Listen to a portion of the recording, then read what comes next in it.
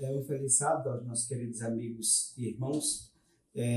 Estamos mais uma vez disponibilizando para você esse vídeo que trata sobre a recapitulação da lição da Escola Sabatina. Nós estaremos recapitulando hoje a terceira lição da Escola Sabatina do segundo trimestre do ano de 2020.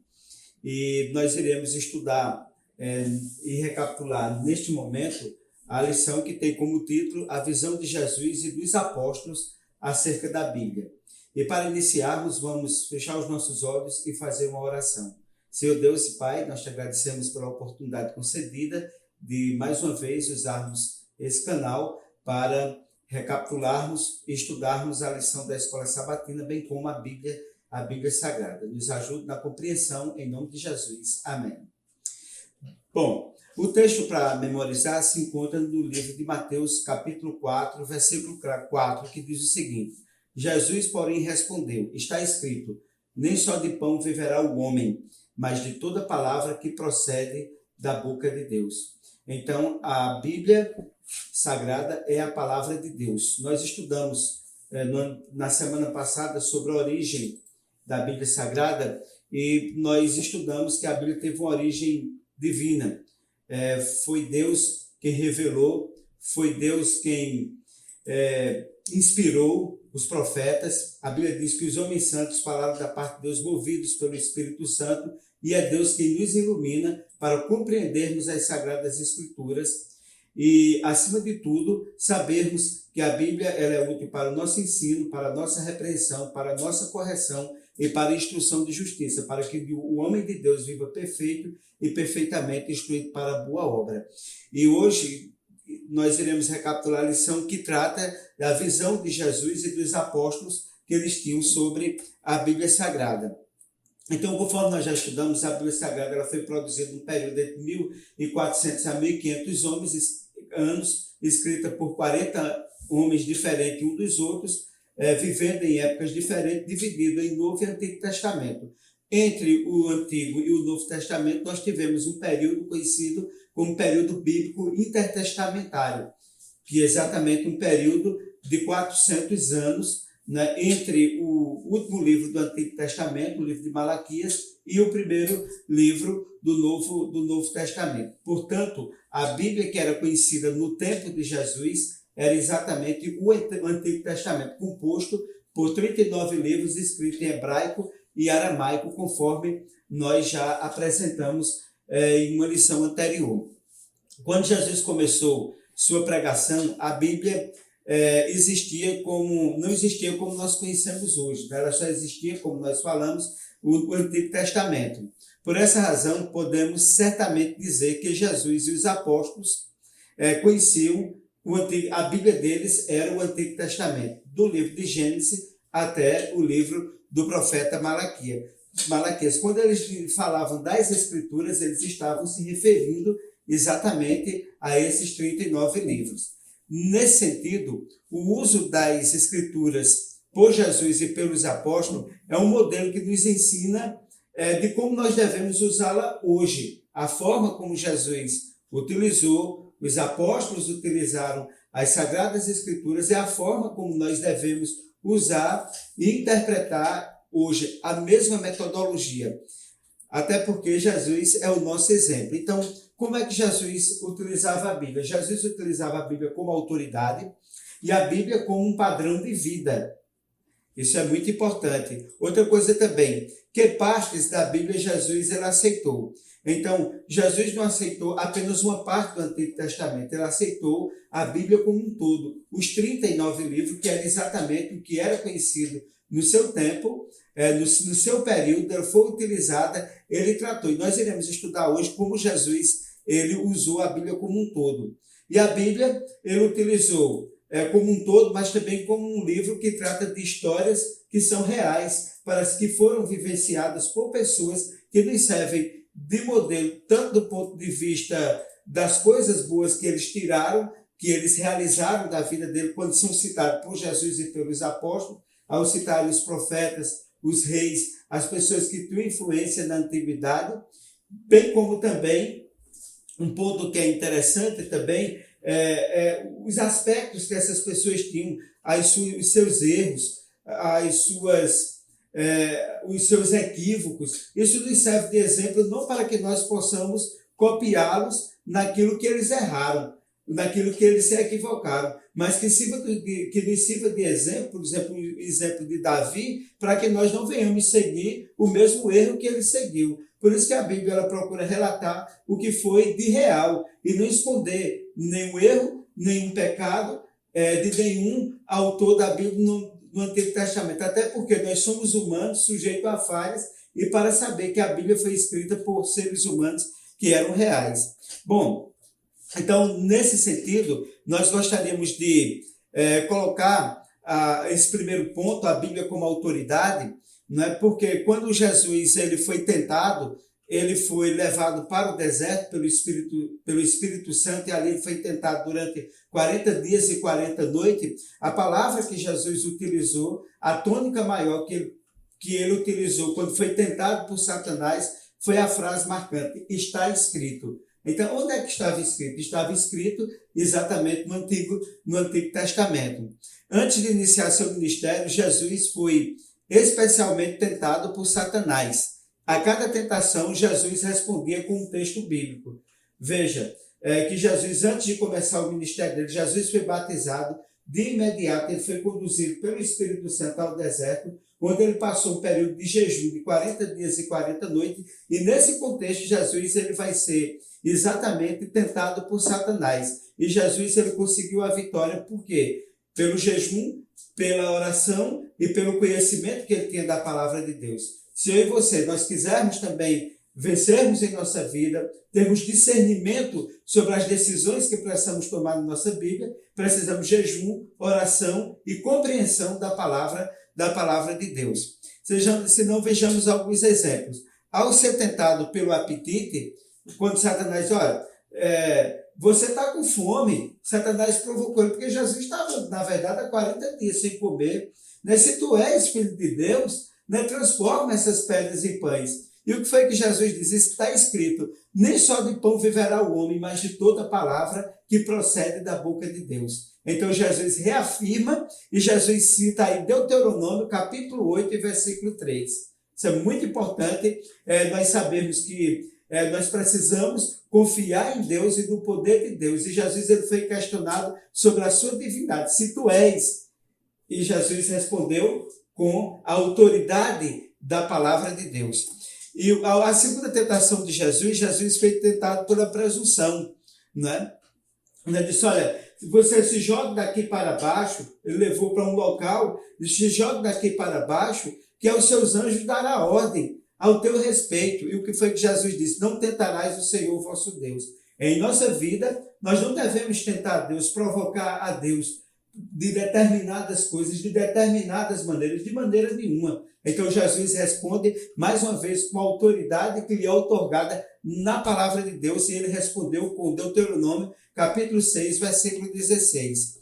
E ao ser tentado pelo poder, olha, Satanás disse: tudo isso eu te darei, mostrou os reinos do mundo todo, eu te darei, se você prostrado me adorar. E Jesus respondeu com Deuteronômio, capítulo 10, versículo 20, quando ele diz: ao Senhor teu Deus temerás, e só a ele servirás. Então, como Jesus conseguiu vencer as tentações do deserto de Satanás? Ele conseguiu vencer pelo jejum, pela oração e pelo conhecimento da palavra. Porque a palavra é viva e eficaz, é mais penetrante do que espada alguma de 2 gumes e é apta para dividir os pensamentos e intenções do coração.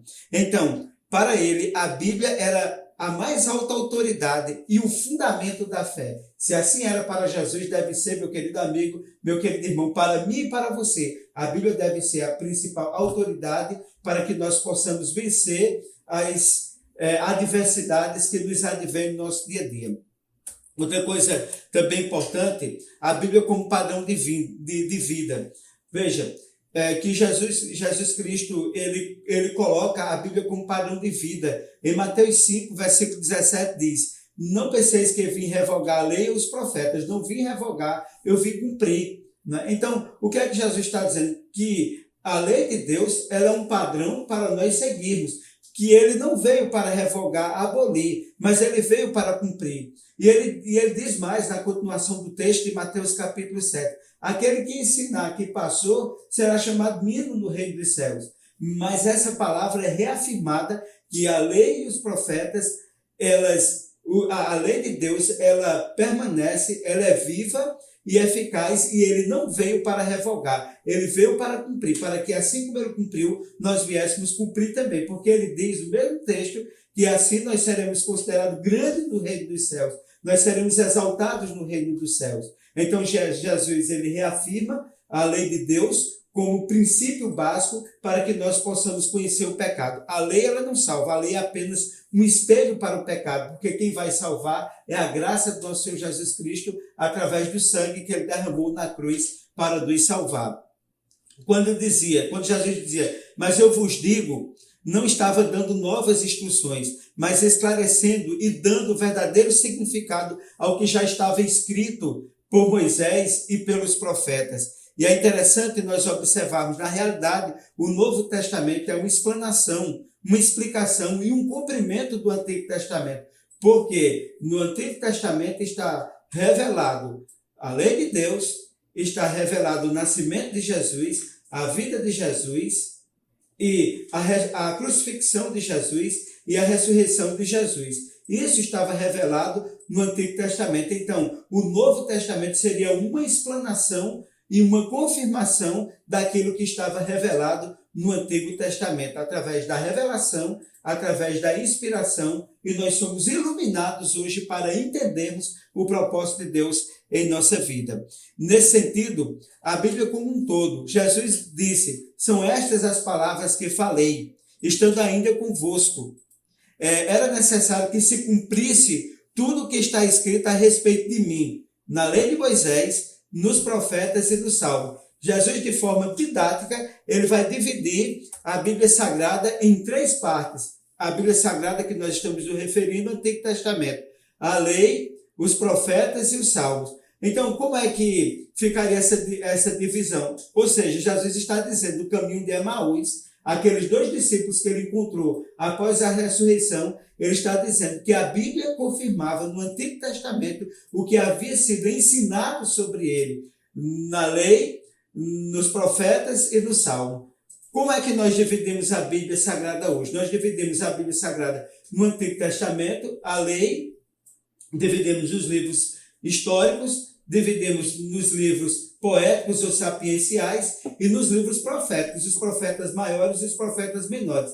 Então, houve um alargamento por parte dos teólogos para tentar entender melhor essa divisão didática da Bíblia. O Novo Testamento seria dividido nos Evangelhos, o livro histórico, que é o livro de Atos, as Epístolas e um livro profético, que é o livro do Apocalipse. Portanto, no Antigo Testamento, Jesus divide a Bíblia do Antigo Testamento, a lei, os profetas e Salmos. Então, a lei, quando ele fala da lei, ele está se referindo ao quê? Ao livro de Gênesis, Êxodo, Levítico, Número e Deuteronômio. Quando ele fala dos profetas, ele fala Juízes, Josué, as Crônicas, 1º e 2º Samuel, 1º e 2º Reis, Isaías, Jeremias, Ezequiel e os 12 profetas que são considerados profetas menores, Ageu, Malaquias e assim por diante. E os escritos que ele fala são exatamente os Salmos, Provérbios, o livro de Jó, o livro de Lamentações, de Eclesiastes, de Esther, de Daniel, Esdras e Neemias. Então, era assim que Jesus ele estava dividindo didaticamente para nós entendermos a Bíblia Sagrada no Antigo Testamento.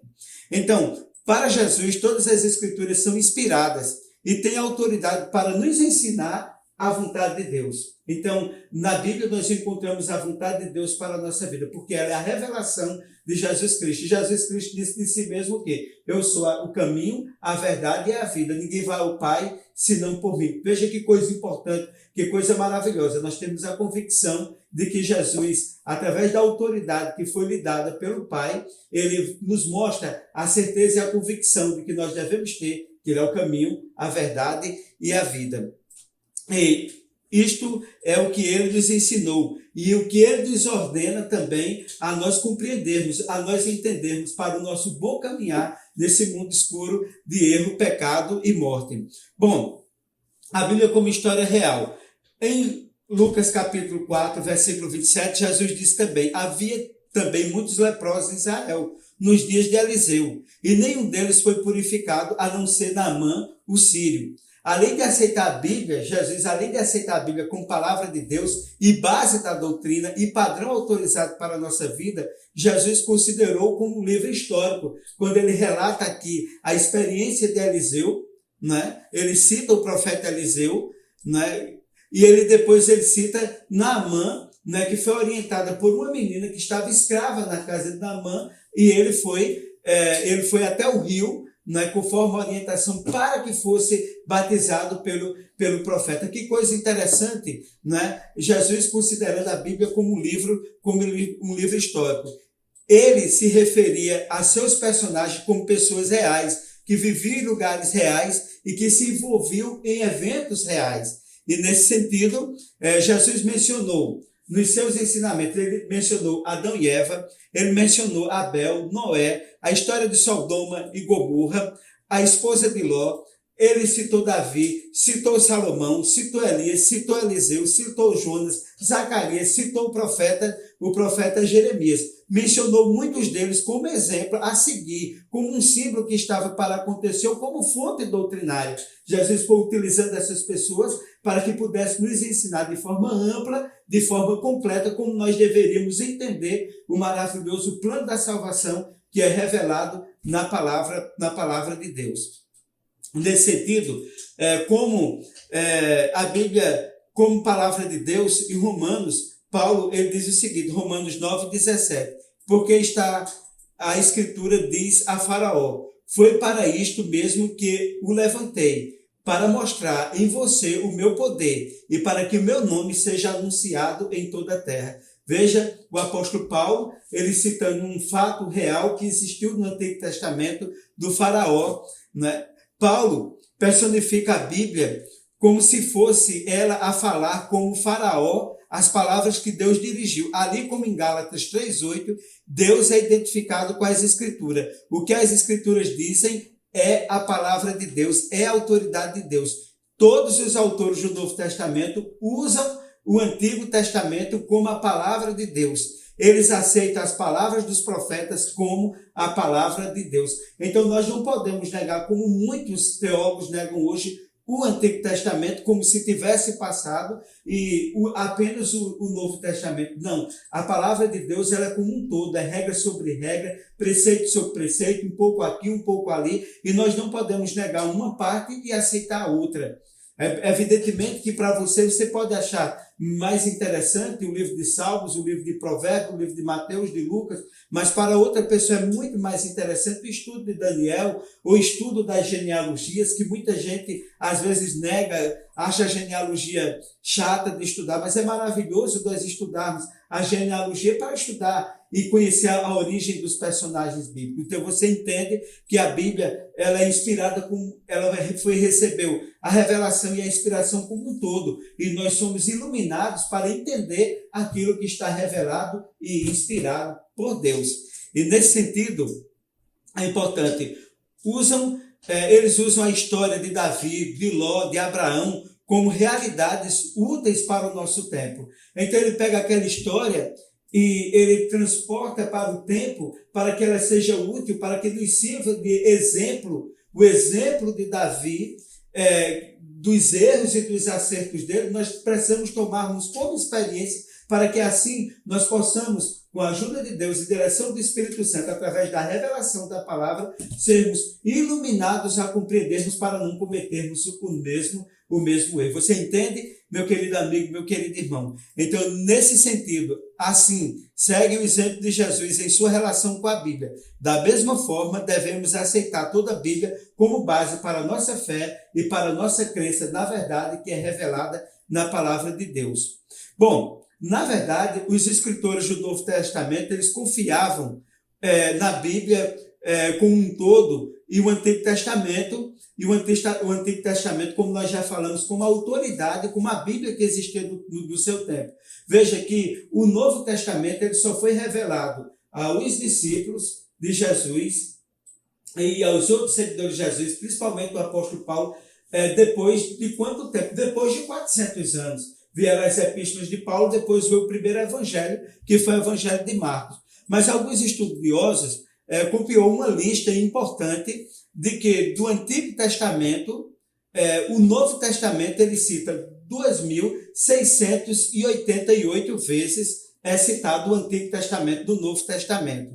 E é interessante nós observarmos, sendo que no Novo Testamento, do livro do profeta Jeremias, são citados 400 vezes, do livro de Salmo, 370 vezes, do livro de Êxodo, 220 vezes. Veja que coisa interessante, né? E isso que nós temos para sabermos que o Novo Testamento, ele é apenas o quê? O cumprimento do Antigo Testamento, onde aquilo que foi revelado no Antigo se cumpre no Novo Testamento, e quem vai escrever o Novo Testamento, os discípulos, os seguidores de Jesus, o apóstolo Paulo, Lucas, João, Pedro e tantos outros que escreveram os livros e as epístolas, eles tiveram como fonte exatamente o Antigo Testamento. Nesse sentido, os livros estão repletos de referências às profecias do Antigo Testamento, que são frequentemente introduzidas como expressão, com a expressão está escrito.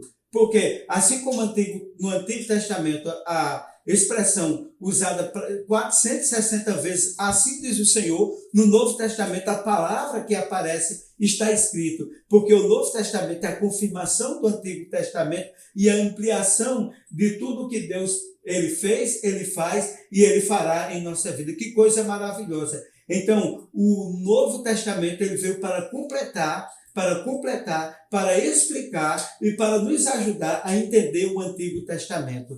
E nesse sentido, são exatamente os ensinamentos que ali se encontram no Antigo Testamento, revelado aos discípulos, revelado aos autores do Novo Testamento, como forma de compreensão da vontade de Deus em nossa vida. E nesse sentido, eles são o fundamento sobre o qual repousam os ensinamentos de Jesus e os ensinamentos dos apóstolos. Então, o que é que está revelado? A vida, o nascimento, a vida de Jesus, o sofrimento de Jesus, a morte de Jesus na cruz do Calvário e a ressurreição. Veja como é importante a ressurreição de Jesus, porque se Cristo morreu e não ressuscitou, seria vã a nossa fé. Porque quando nós vamos ao túmulo de Maomé, está os restos mortais de Maomé. Quando se vai ao túmulo de Buda, está os restos mortais de Buda. No túmulo de Confúcio, está ali os restos mortais de Confúcio, de Buda, de Maomé, de todos eles. Mas quando nós vamos